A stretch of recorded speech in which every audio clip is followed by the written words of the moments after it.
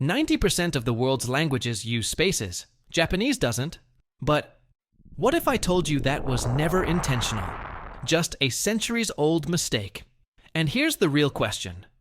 Could we fix it today? To get the answer, we need to rewind. Way back. Japanese began life as a spoken tongue with no alphabet of its own, long before any text. The truth is, we don't really know where Japanese started. And that's mostly because there was no writing system back then. People were definitely speaking Japanese, but without any written records, it's almost impossible to pinpoint when the language actually began. So here's where things get interesting. Around the 4th century, the Japanese started borrowing Chinese characters. This led to the first written records of Japanese, what we now call Old Japanese. And believe it or not, a lot of the grammar from back then is still used today. At first, Japanese used classical Chinese exactly like the Chinese did, but quickly they realized they needed to tweak it. So they started to create a first prototype around 7th century that is called Kanbun. You'd take a Chinese sentence, then add marks to reorganize the words into Japanese grammar order. Subject, object, verb. Not exactly smooth, but it worked. Then, around 8th century, Manyogana appeared, and they are basically the old kana. This was huge. The goal was to use kanjis to match all the sounds of the spoken Japanese, without taking into account the meaning of the kanji. Over time, Manyogana got simpler, faster, smoother, and eventually, it evolved into hiragana, one of the writing systems Japanese still uses today. And while all that was happening, the Japanese already had their own words for everyday things, like mountain or water. So instead of replacing those words, they matched them with Chinese characters, but pronounced them the Japanese way. This became known as kunyomi, the native Japanese readings of Chinese kanji. Sounds simple, right? Yeah.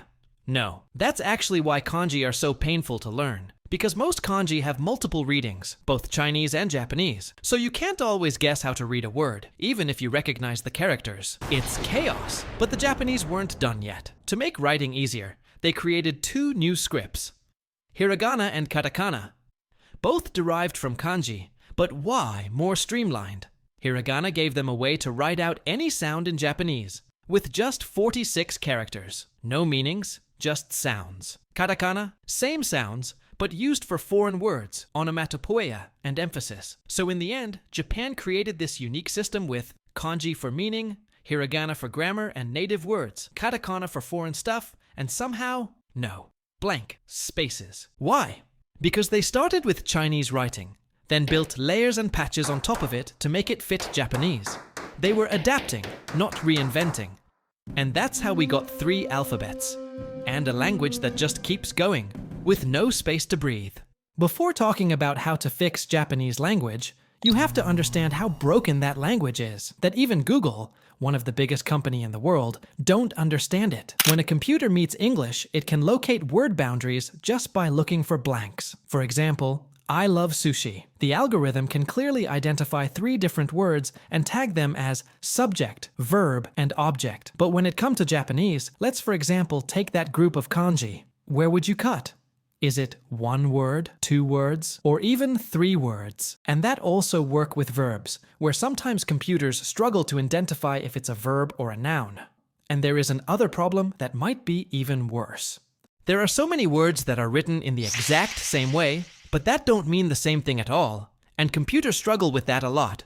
Which audio to play? Which translation to make? What result to display to user? Let's for example take that word.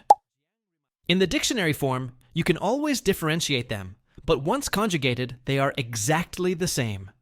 And Japanese has a lot of homographies. As in human, and with the context, you can always get it right, and it's fine. But computers are still actually pretty bad at that. If I know these problems so well, it's because our language app runs into them constantly. We want users to be able to get information on words as they use the app, like when they click on a word, or when they're listening to audio. But unlike something like a Google search or a dictionary, our pop-up has to be super lightweight. It can only display 1 definition and play 1 audio. That means we have to be perfect. We don't have the luxury of offering multiple choices. We have to figure out exactly where a word starts and ends, even in a sentence full of kanji, and then show the right reading, the right meaning, and the right sound, which is really hard when Japanese doesn't even have spaces. I can tell you that we literally spent hundreds of hours on just that problem. But what if adding blank spaces could solve all those problems and make Japanese an easy language? Based on the assumption that written Japanese is very complex and not so efficient, we can think about different obvious solutions. Just adding spaces between words. A first thing we could do is just add spaces between words. For example, that sentence. We could just add spaces for each word. But as said earlier, it's hard to define where a word start and where a word stop. That group of kanji could be divided in 3 groups, but also in 2. And that without really changing the meaning. So Japanese people would have to create very specific rules just to normalize the blank spaces. That's also not really efficient, because in a sentence, the mix of kana and kanji actually makes it readable, and adding spaces doesn't really improve readability for humans. It would only be convenient for computers. So yeah, in the end, adding spaces to Japanese would kind of be useless. And here's something most people don't think about. Japanese already takes up more space on the page. A single Japanese character is about twice as wide as a Roman letter. So if you started adding blank spaces between every word, you'd blow up the size of everything. Sentences would get way longer, and reading would feel even harder. Using Roman alphabet. Another solution some people usually mention would be to throw all the 3 alphabet and use Roman alphabet. Every Japanese people already knows Romeiji, and any foreigner would be able to read Japanese. It would make learning Japanese much easier for foreigner, but also Japanese people. It would also be a huge benefit for computers, right? The problem is that, as said earlier, there would be massive ambiguity due to homophones. A lot of very different words would be written the exact same way. Hashi could be bridge, chopstick, or even edge. Ame could be rain, candy. Kami could be paper, God. It's really not efficient at all, and would create a lot of confusion. Look at that sentence. 神の帰る道に雨が降った。It's actually much easier to read and faster to identify a clear meaning with the sentence in kanji. Another factor is that a sentence in full romaji would actually take so much space that it's not convenient at all. A last problem is that there is not really a universal system used for romaji. To give you an example, the word Tokyo could actually be written in multiple ways, like this, or even this. And depending on the word, this can get really confusing, because sometimes the romaji doesn't even reflect how the word is actually pronounced. But what if the last solution could actually work, and is actually already used by hundreds of thousands of people in Japan every day? If we had to simplify Japanese language, the smarted way would be to keep kana. Because they represent all the sounds of Japanese language, we could write anything like that, and anyone knowing the kana would be able to read everything. But what if I told you that this system already exists? And it's actually pretty efficient. That sentence is Japanese, and it means, it's a beautiful sunny morning. It is Japanese Braille, or called tenji in Japanese, and is a tactile writing system designed for visually impaired people. Each case represents a kana, and there is spaces to avoid any confusions.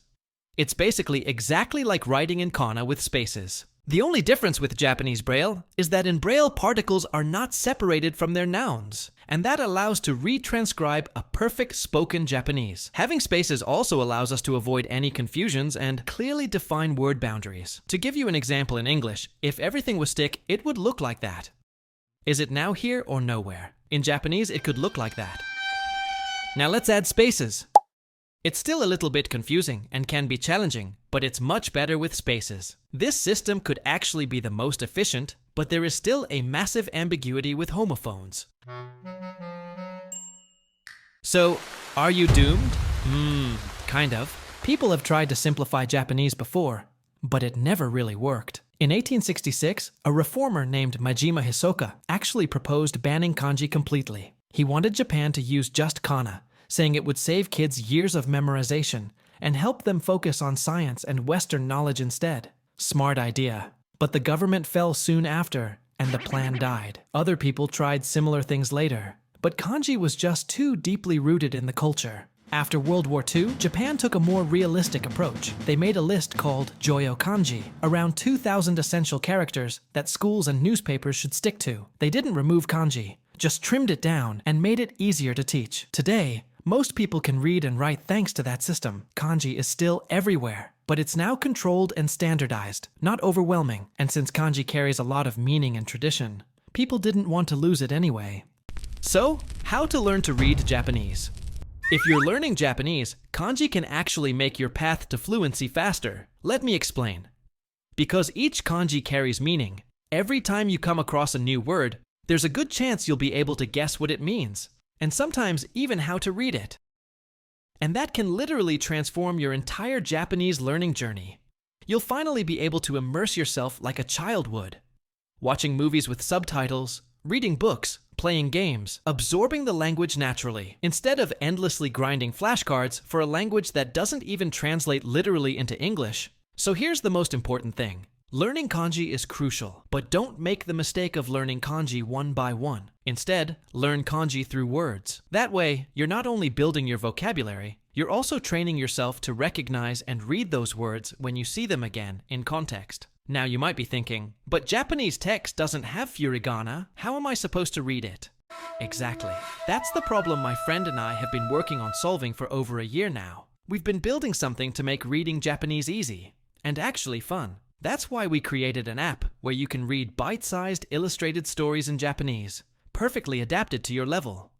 You can read, listen to audio, and see images for context all at once, making it incredibly effective for remembering what you learn. The app is called Shinobi Japanese, and you can try it for free, with a few limits. We're working on it 10 hours a day to make it the best it can be, so we'd love your feedback. Anyway, I hope you enjoyed the video. There was a lot of research behind it. Let me know in the comments what kind of video you'd like to see next.